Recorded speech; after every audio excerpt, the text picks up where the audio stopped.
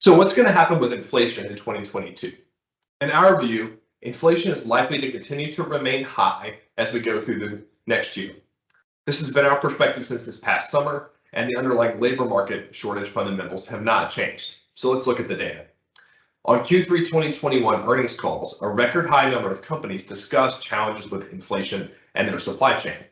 However, many of those supply chain issues have already begun to normalize, like the cost of shipping containers and lumber. If you look at the top two charts on the page, the Baltic Dry Index is a good approximation of what it costs to ship containers overseas. You'll see that spike during COVID and start to come down here really recently. The same thing with lumber futures. You see a spike in the cost to buy raw lumber, which is an input to houses and other types of products that we buy and that use wood. In the case of lumber in particular, you'll see that it's been a little bit of a bumpy ride. Prices spiked, they went back down, they went up a lot more, they've come down, and recently they've spiked again. So it's going to be a bumpy ride as companies work out their supply chain issues. But as companies pivot, we're generally seeing prices spike and come back down, and we expect that to continue into next year.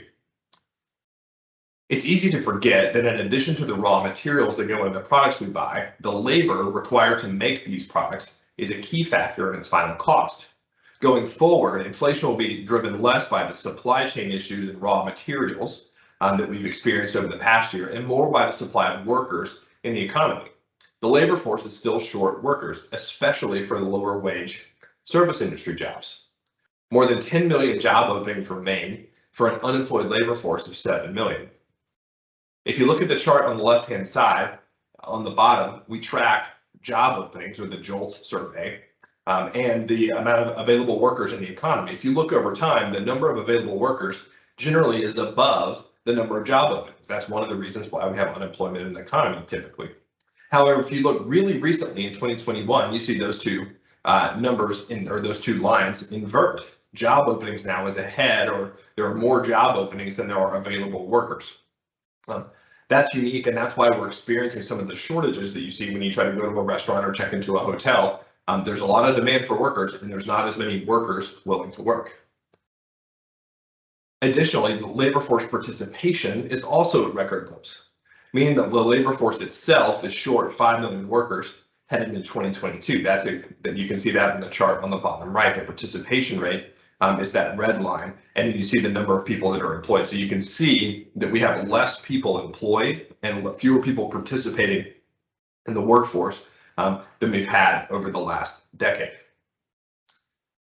As a result, wages are up 5.9% already in 2021.